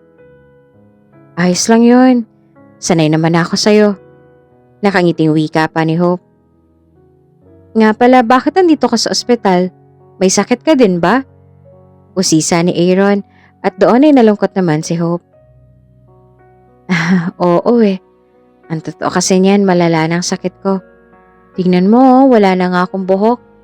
Pero lagi sinasabi ni Mama na gagaling daw po ako. Pero para bang gusto ko nang sumuko. Kaso naaawa naman ako sa mama ko. Malungkot na pagkukwento ni Hope at naluha pa ito. Bakit naman? Ang ganda pa naman ng pangalan mo. Ano bang sakit mo? Tura ni Aaron sabay abot ng isang panyo. Juvenile myelomonocytic leukemia. Di ba walang gamot doon? Ikaw ba? Wika ni Hope sabay pahid sa kanyang mga luha sa mata. Meron akong sakit sa puso. Hindi ako maoperahan kasi kailangan ng heart donor. Palaging ginagawa ni Dad ang lahat for me pero kadalasan na nakukuhang heart donor hindi compatible sa akin. Malungkot man, gusto ko na din sumuko pero kagaya mo, naaawa rin ako sa dad ko. Malungkot na pagkukwento ng batang lalaki. Kapwa natahimik ang dalawang bata at tila ba nauunawaan nilang isa't isa dahil sa kanilang mga sakit. Hayaan mo, ang sabi ng mama ko, may awa daw ang Diyos. At kapag daw nagtiwala tayo sa Kanya, ay matutupad ang ating dalangin. Yun nga lang, hindi lahat ng hiling natutupad. Kapag oras mo na, wala nang magagawa pa. Kailangan na lang nating tanggapin ang lahat. Kesa naman umasa sa bagay na hindi naman matutupad. Wika ni Hope at bumalik na ito sa kanyang kama. Naging malapit sa isa't isang dalawang bata at madalas na naaabutan ni Christine ang kanyang anak na nasa kabilang kama. Natutuwa naman ang babae dahil nagkaroon na ng kaibigan ng kanyang anak. Naging madalas ang pag-uusap ng dalawang bata at palagi nilang pinalalakas ang loob ng isa't isa. Ngunit kagaya nga ng tura ni Hope, hindi lahat natutupad. Dog, si Hope po nahimatay! Natatarantang wika ng batang si Aaron. Kaagad naman na kumilos sa mga doktor at nagtungo sa kama ni Hope. Doon ay nakita nilang walang malay na bata at kaagad na ni-revive. Teka, anong nangyayari? Tanong ni Christine at kaagad na lumapit sa kanyang anak.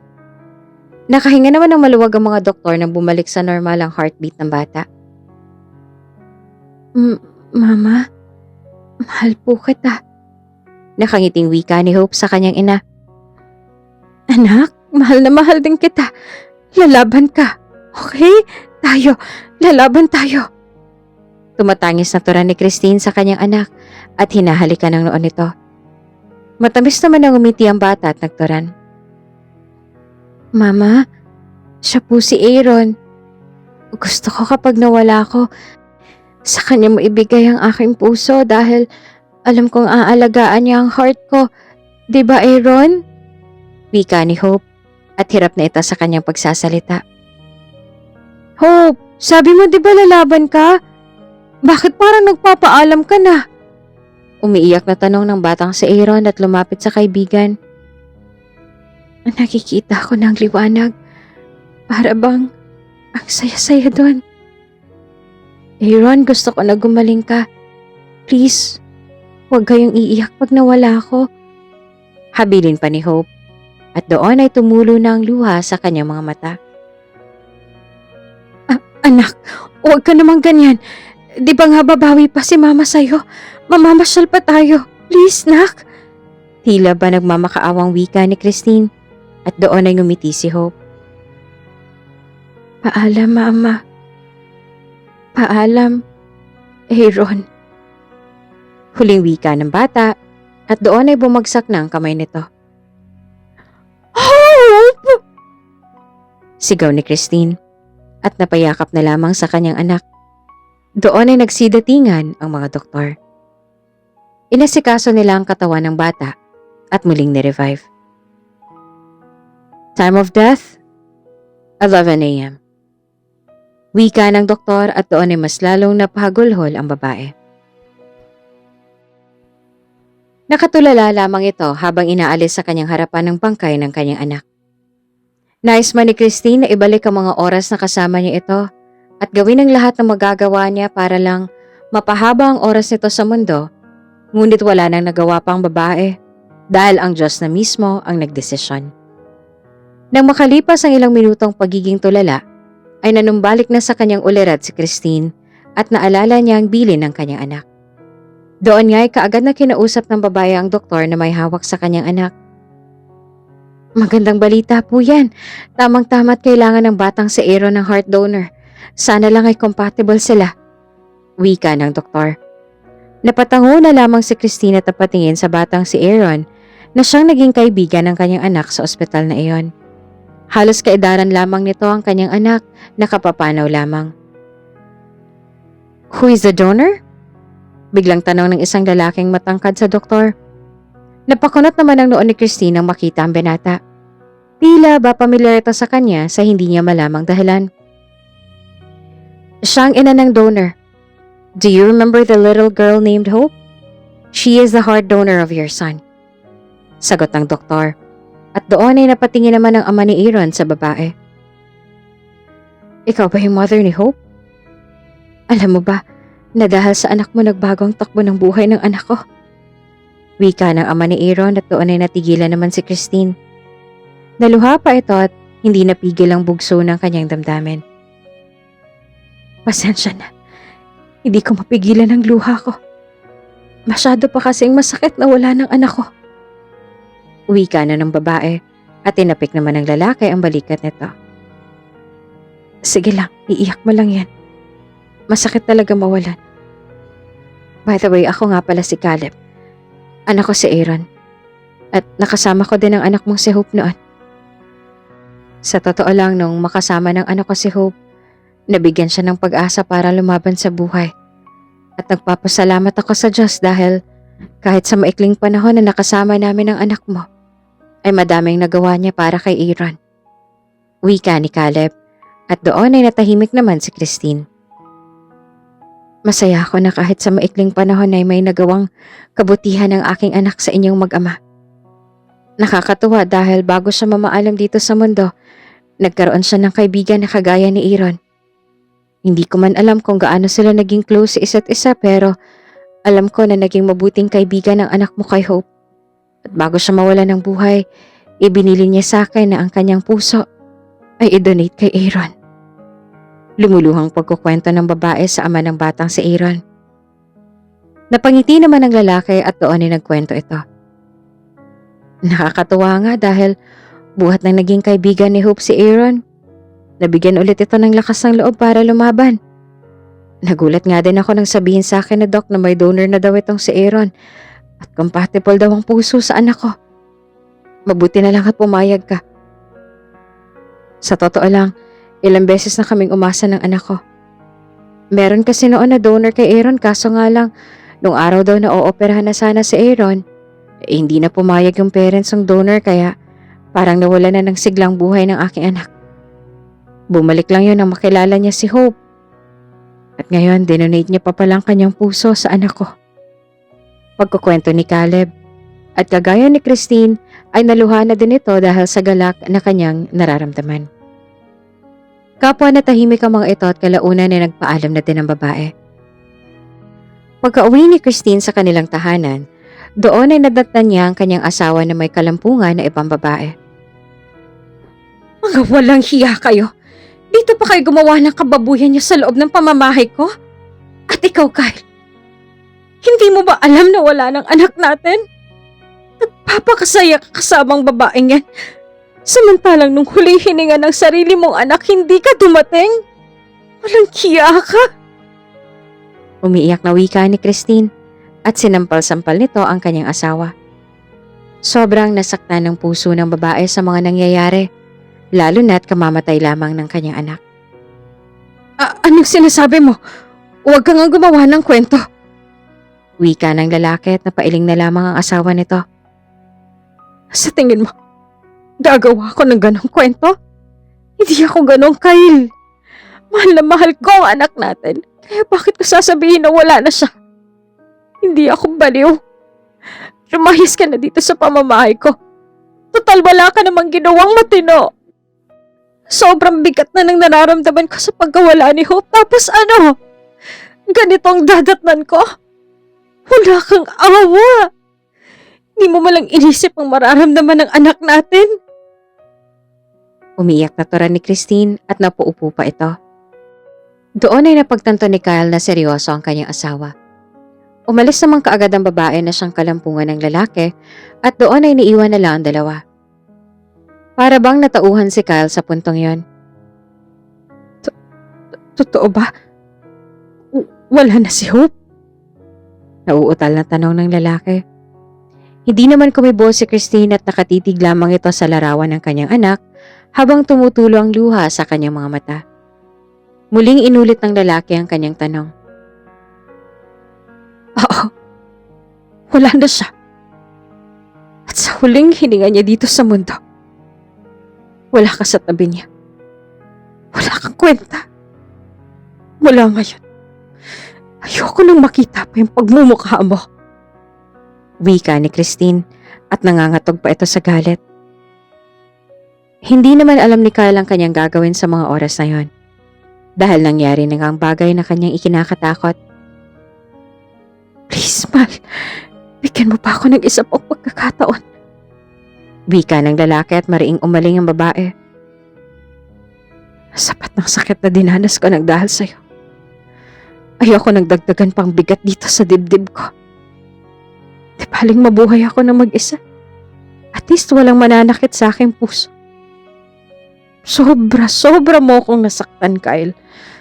At sa tingin ko, dapat lang natigilan na natin to. Lumuluhang wika ni Christine. Sabay alis sa harapan ng walang hiya niyang asawa. Nagtungo sa kanilang silid ang babae at nagdadalamhati ito sa pagkawala ng mahal niyang anak. Naglock pa ito ng pinto dahilan para mangamba ang kanyang asawa. Christine, pasensya ka na sa mga nagawa ko sa'yo pero huwag mo naman sanang sasaktan ng sarili mo nang dahil lang sa mga nangyayari. Please, buksan mong pinto. Natatarantang wika ni Kyle. At doon ay tumayo naman ang asawa nito at binuksan ang pinto ng kwarto. Kumalma ka, Kyle. Hindi ko gagawin ang naiisip mo dahil may takot ako sa Diyos. Kukunin mo na bang mga gamit mo? Sige, pumasok ka. Huwag kang mag-alala dahil hindi naman kita pagbabawalan na pumunta sa burol ni Hope. At kahit sa libing pa. Pero sana irespeto mo ako. Ayoko na may dadaling ka na kahit na sinong babae. Kahit hindi na lang para sa akin. Kahit kay Hope na lang. Seryosong tura ng babae at pinilit nitong ipakita sa kanyang asawa na matatag siya at hindi pa dadaig sa nangyayari. Natigilan naman at natahimik naman ang lalaki sa mga sinambit ni Christine. Sige, salamat sa lahat. At patawad. Wika ni Kyle, at doon ay inimpake nito ang lahat ng kanyang gamit. Nanatiling walang kibo naman si Christine at hindi na lang ito tumingin sa kanyang asawa nang tuluyan itong umalis. Hope, anak, kung nasan ka man ngayon, sana'y masaya ka. Gustong gusto ko na hagkan ka. Yakapin ka ng mahigpit pero wala na eh. Iniwan mo na ang mama mo. Sobrang sakit. Pero pilit kong kakayanin dahil alam ko na hindi ka matutuwa kung panghihinaan ako ng loob. Tumatangis na turan ni Christine sa kanyang sarili habang yakap-yakap ang larawan ng kanyang anak. Sa mga oras na yon ay muling inalala ng babae ang bawat sandali na kasama niya pa ang kanyang mahal na anak. Ilang sandali ang lumipas ay nakatulog na lamang sa kakatangis si Christine at sa kanyang pagidlip ay dinalaw ito ni Hope sa kanyang panaginip. Mama! Wika ng bata at matamis itong nakangiti. Hope, anak, ikaw ba yan? Natatarantang wika ng babae sabay lapit sa bata. Mama, ako nga ito. Dinadalaw lang po kita kasi nakita ko na umiiyak ka, Mama. Alam mo naman po, di ba na ayoko nakikita kang lumuluha. Gusto ko palagi kang masaya. Ayoko na dahil sa akin ay mawawala ang ngiti sa iyong labi. Mama, kahit nawala na ako, tatandaan mo, palagi ako nasa tabi mo. Hindi mo man ako nakikita, pero palagi ako nakamasid sa'yo. Huwag ka na pong iiyak ha. Wika ni Hope, at pinahid pa nito ang luha sa pisngi ng kanyang ina. Please, anak, huwag mo na akong iwanan. Nagmamakaawang wika ni Christine sa kanyang anak. Pasensya na, Mama. Kailangan eh. Huling wika ni Hope.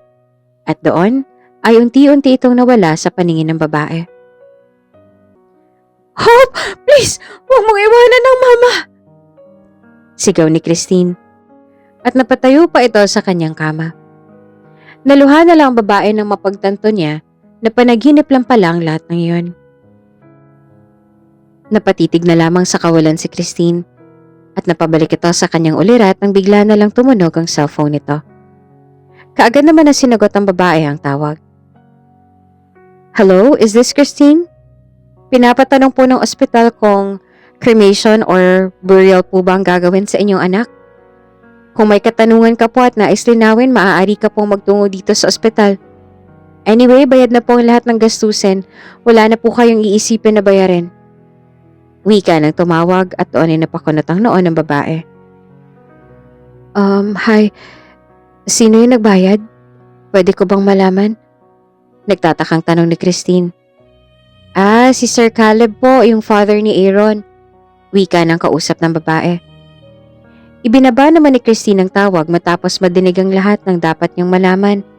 Ang lahat ng sagot sa kanyang tanong. Inayos ng babae ang kanyang sarili at kaagad na nagtungo sa ospital. Inasikaso niya ang lahat ng kailangang ayusin para sa burol ng kanyang anak at naging mabilis lamang ang proseso dahil bayad na ang lahat. Matapos na asikasuhin ang mga dapat ayusin, ay nagpasya si Christine na magtungo sa ward ng kanyang anak at doon ay nakasalubong nito si Caleb. Christine, tama ba? Mother of Hope? How are you? Nakangiting wika ng binata at doon ay napabuntong hininga naman ng babae. Ako nga. Kung tinatanong mo kung okay lang ako, sa totoo lang hindi. Pero kailangan maging okay. Nga pala, kamusta na yung operasyon ni Aaron? Ayos na ba siya? Pwede ko ba siyang makita? Wala nang patumpik-tumpik pa natura ni Christine. Honestly, hindi naging madali ang lahat pero maayos ang anak ko. At maraming salamat sa'yo. Anyway, gusto ka din makita ni Aaron. Ewan ko pero bigla ka na lang niyang hinanap kanina. Maybe because his heart belongs to Hope. Kaya bigla kang hinahanap ng puso nito. Wika ni Caleb at sabay na nagtungo ang dalawa sa kama ng bagong operang si Aaron. Dad! Tita Tin! Nakangiting wika ng bata at doon ay para bang nabuhay muli ang anak ni Christine sa katauhan ng batang si Aaron. Pwede ba kitang yakapin, Aaron? Tanong ng babae sa bata. Magiliw naman at tumango si Aaron at doon ay niyakap ito na mahigpit ni Christine. Christine, pwede ba kaming dumalaw sa burol ni Hope? Gusto kasi nitong si Aaron na mag-thank you sa anak mo at makita niya ang kaibigan niya kahit na sa huling sandali. Sambit ni Caleb at kumalas naman sa pagkakayakap sa bata ang babae. Oo naman, bakit hindi? Nga pala Caleb, salamat sa pagbayad sa gastusin doon sa burial ng anak ko. Hindi ko alam kung paano kita babayaran. Hindi pa man tapos si Christine sa kanyang sasambitin nang muling magsalita ang ama ni Aaron. You don't need to pay me back. Kasi kung tutuusin, walang katumbas na halaga ng perang ginawa niyo para sa anak ko. At ipinagpapasalamat ko sa Diyos na nakilala ni Aaron si Hope. Na kahit na sandali lamang silang nagkasama at nagkakilala, naging totoo ito sa anak ko. At kahit nakakapanghinayang man dahil wala na siya, may naiwan naman siyang alaala sa atin. At iyon ay ang puso niya na ngayon ay na kay Aaron na. Emosyonal na wika ni Caleb at sumingit naman ang bata. Puso ni Hope na kailanman ay hindi manghihina because she's a fighter. At pangako hindi ko po ito pababayaan. Bubusugin ko ang puso niyang iniwan sa akin ng pagmamahal at ligaya. Lumuluhang wika ni Aaron at doon ay napatangis na din maging si Christine. Naging mabilis man ang buhay ng aking anak. Naging makabuluhan naman ito nang dahil sa iyo, Aaron. Maraming salamat. Dahil sa nalalabi niyang araw dito sa mundo ay nakasama ka niya. At alam ko na naging sandigan niyo ang isa't isa. Wika ni Christine at nagyakapan pa ang mga ito. Matapos ang tagpong yon ay umalis na si Christine at inasikaso ang burol ng kanyang anak. Dumalaw naman ang dati nitong asawa na si Kyle at sinunod naman ito ang kanilang kasunduan. Nagtungo din sa burol ng bata sina Aaron at Caleb at maging ang mga kamag-aral ni Hope. Dahil masakit pa para kay Christine ang mga nangyari, hindi na nito pinatagal pa ang burol ng kanyang anak. Makalipas ang isang buwan ay unti-unti nang nasasanay si Christine na wala ng kanyang anak sa tabi niya. Nagsimula muli ang panibagong buhay ang babae at nag-apply ito sa isang kumpanya. Laking tuwa niya dahil natanggap siya doon, ngunit laking gulat niya na si Caleb pala ang may-ari ng kumpanyang iyon. Long time no see, Christine. Bati ng Ginoo kay Christine na ngayon ay dalaga na. Caleb? Ikaw nga. Ikaw palang owner nitong kumpanya. Dapat lang na gumalang ako. Naiilang na wika ng dalaga at yumuko pa ito bilang paggalang. Oo, ako nga. Pero hindi mo kailangan na yumuko. Sobrang formal mo naman. Anyway, gusto ko palang makita ng anak ko. We went to your house last month pero wala ka na doon. Lumipat ka na daw pala. Tora ni Caleb. Oo Gusto ko kasi ng fresh start gaya ng gusto ni Hope. Ayaw kasi na nakikita ng anak ko na malungkot ako nung nabubuhay pa siya kaya pinangako ko sa sarili ko na aayusin ko ang buhay ko alang-alang sa memories ng aking anak. Nakangiting wika ni Christine at pumatak na naman ang luha sa mga mata nito. Inabutan naman ito ng binata ng panyo. Masaya ako na makita kang muli. At nakangiti ka na, hindi gaya ng huli tayong magkita na umiiyak ka. Anyway, free ka ba today? Wanna join us for lunch? Matutuwa si Aaron kapag nakita ka niyang muli. Wika ni Caleb at inalok nito ang dalaga. Pwede naman after po ng work? Dinner maybe? Nakangiting wika ni Christine at natuwa naman si Caleb. Much better. Tipid na wika ng binata at doon ay nagpaalam na si Christine. Bumalik na sa kanyang trabaho ang dalaga. Samantala, si Caleb naman ay nagtungo na sa kanyang office. Makalipas ang ilang oras ay natapos na din ang kanyang trabaho si Christine at laking gulat niya nang paglabas sa kumpanya ay hinihintay siya ng kanyang boss. Sir Caleb? Kunot noong tawag ng dalaga sa kanyang amo. Oh, andyan ka na pala. Let's go. Excited na si Aaron na makita ka ulit. Get inside. Nakangiting wika ni Caleb at pinagbuksan pa nito ng pintuan ng kanyang sasakyan si Christine. Pumasok naman ang dalaga sa kotse at doon ay natahimik ang mga ito habang nasa biyahe. Mabilis lang ang biyahe ng mga ito dahil hindi naman kalayuan sa kumpanya ang bahay nila Caleb. Pagdating sa mismong tahanan ng amo, ay natulala na lamang si Christine sa laki ng bahay. Dito kayo nakatira? Gulantang na tanong ng dalaga at tila ba pamilyar sa kanilang lugar. Oo, simula pagkabata ay dito na ako nakatira. Pamana pa ito sa akin ng mga magulang ko. Kaya instead na bumili ng bago, pinarenovate ko na lang to. Bakit, hindi ba maganda? Paliwanag ng binata at napahawak naman sa kanyang baba si Christine. Alam mo, itong disenyo ng bahay mo, kapareho ng dream house ko nung bata pa lang ako. Ang totoo niyan, ginuhit ko yun tapos binigay ko doon sa kababata ako kaso matagal na panahon na yun. Hindi ko na nga tanda yung pangalan niya. Kinder pa lang kasi ako noon. Sambit ni Christine at magsasalita na sana si Caleb nang biglang lumabas ang kanyang anak. Tita Tin! Magiliw na wika ng bata at tumatakbo pa ito palapit sa babae. Hey Ron, kamusta ka na? Tanong ni Christine sa bayakap sa bata. Okay na okay lang po ako, Tita Tin. Ikaw po, kamusta ka na? You look fresh po Namiss po kita. Maligayang wika ng bata at sobrang saya nito sa puntong yon. Ayos na ayos lang ako, Aaron. Namiss din kita. Wika ng babae at hindi mawala sa kanyang labi ang mga ngiti. Totoo po? Bakit ka po nawala doon sa bahay niyo dati? Nagpunta kami doon ni Dad Turan ng bata at doon ay nagpaliwanag si Christine. Nang matapos ang pag-uusap na iyon ng dalawa ay pumasok ng mga ito sa mansyon. Doon ay isang malaking family picture ang nakita ni Christine. Wait, sino to? Kuno to ang tanong ng dalaga dahil alam niya sa kanyang sarili na ang batang nasa larawan ay ang kanyang kababata. Dinampot pa nito ang maliit na class picture na nakadisplay sa ibabaw ng mesa. Eto? Ako yan. Class picture namin nung kinder pa lang ako. Actually, this photo is very important to me kasi ito lang ang meron ako na larawan na kasama ko ang kababata ko. Nakangiting wika ni Caleb at doon ay naluha naman ang dalaga. Ngayon, malinaw na kung bakit pamilyar ang disenyo ng bahay niya. Kung bakit pamilyar ang pangalan mo.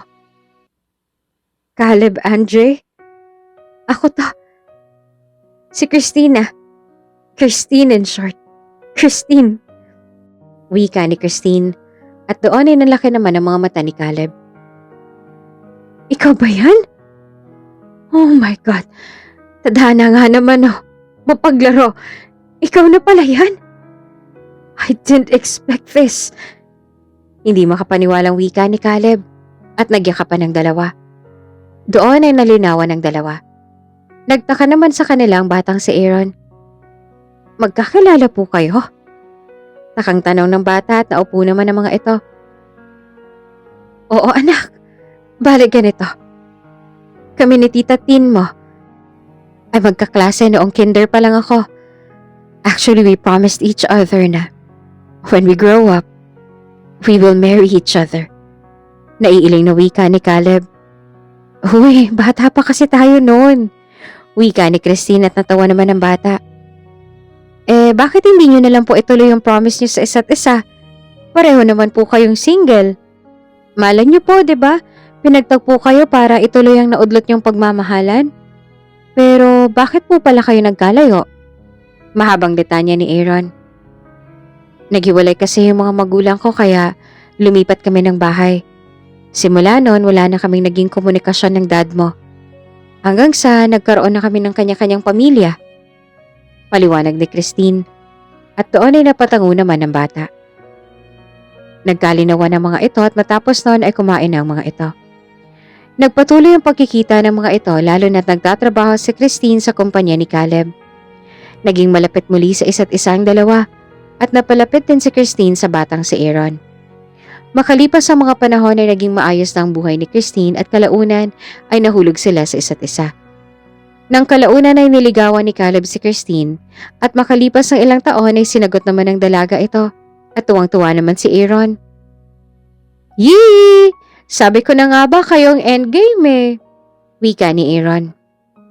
Sa araw na yon ay ikakasal na ang kanyang amang si Caleb at si Christine. You visualized it, son? Nakangising wika ng ama nito at sobrang ligaya naman ang nararamdaman ng bata. Sana nandito si Hope, ano? Nakikita niya sana kung gaano kasaya ang kanyang mama sa piling ng tamang tao. Masayang tura ni Aaron. Palagi naman siyang kasama natin dahil nasa iyo ang kanyang puso. Always remember that, son. Wika naman ni Caleb. Matapos ang pag-uusap na yon ay sumapit na ang oras sa pinakahihintay ng lahat. Sa mga oras na yon ay nasa harap na ng altar si Caleb habang nakatingin sa kanyang mapapangasawa na naglalakad ng dahan-dahan sa pulang carpet. Dear friends and family of the bride and groom, we welcome and thank you for being part of this important occasion. We are gathered together on this day to witness and celebrate the marriage of Christine and Caleb.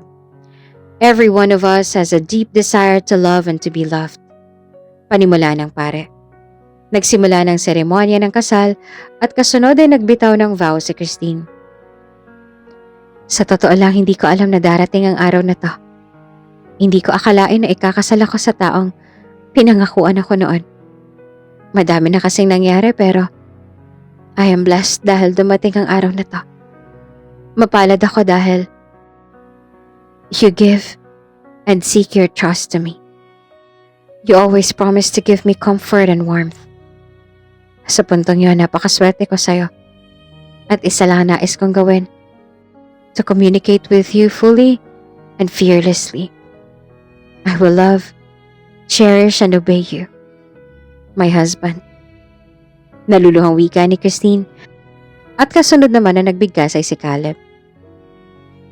I was shocked when we realized na tayo pala yung dalawang muspos na bata na nangako noon sa isa't isa. Napamura pa nga ako noon at napasabing, tadhana nga naman mapaglaro.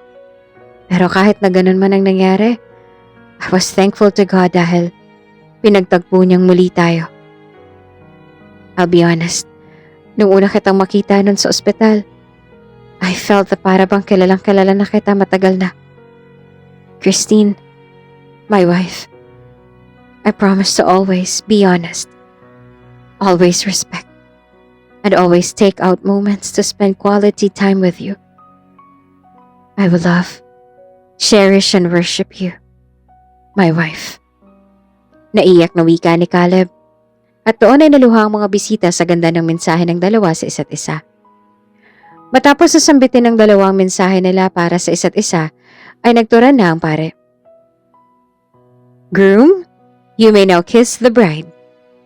Wika ng pare at doon ay siniil ng matamis na halik ni Caleb ang ngayoy asawa niya ng si Christine. Simula ng araw na yon, ipinangako ni Caleb na hindi na siya mawawala pa sa tabi ni Christine at ang kanilang pangako sa isa't isa noong mga bata pa lamang sila ay natupad na. Naging isang pamilya sila Caleb at Christine kasama ang batang si Aaron na siyang nagmamay-ari ngayon ng puso ng batang si Hope. Naging masaya ang kanilang samahan at napatawad naman na ni Christine ang mga taong nanakit sa kanya. Nagkaroon na din ng sariling pamilya ang dating kinakasama at asawa ni Christine na si Kyle. Sa ngayon ay kapwa masaya ang mga ito sa kanilang bagong buhay. Ang buhay natin dito sa mundo ay hindi permanente. Darating ang panahon na lilisan tayo at kakailanganin na iwanan ang ating mga mahal sa buhay. Gayunpaman, para sa mga taong naiwan natin, masakit ang parte ng buhay na iyon. Ngunit kailangan na tanggapin dahil iyon ang ating kapalaran, katulad na lamang ng kay Hope. Maaga man siyang nawala sa mundong ibabaw, nagbigay naman siya ng bagong pag-asa sa kapwa niya bata na si Aaron. Ika nga ng isa sa mga sikat na singer, I just want you to know that if you are out there and you are being really hard on yourself right now for something that has happened, it's normal. That is what is going to happen to you in your life. No one gets through unscathed. We are all going to have few scratches on us. Please be kind to yourselves and stand up for yourself. Please. Lahat naman nakakaranas ng kabiguan. Nasa tao na lang kung paano niya ito malalagpasan. But always remember, God is always there for us.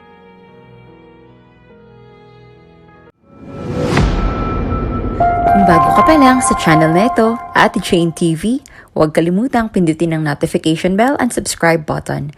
Sana po hindi naman malaking abala sa inyo ang pagpindot ng subscribe button dahil ang kapalit po nito ay ang pagsuporta para makapag-produce ng mga libreng stories sa mga channels ni Ate Jane. Maraming salamat!